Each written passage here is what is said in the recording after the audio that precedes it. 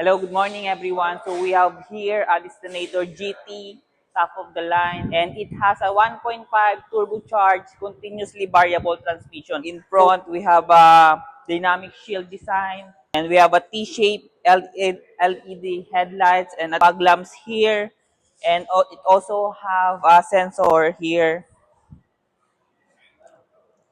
So in the side, we have a 18-inch alloy two-tone wheel and also a side fender here, and we have a power side mirror which is integrated turning signal light and also have a 360 camera or multi-around monitor. So in this area you can see the futuristic design of the Destinator GT. So in the driver side we have here the leather sidings, and it also has central door lock, three-spoke steering wheel.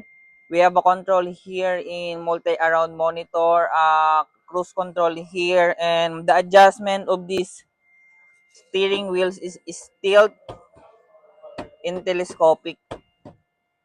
Ayan.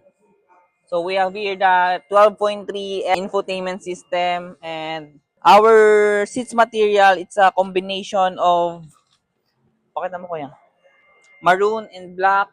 It comes with a heat guard. So in this side, we have here a tray.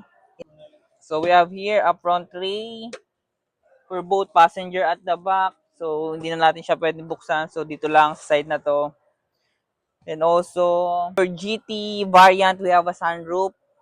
Only equipped in GT variant. And we have a pocket here for your phone.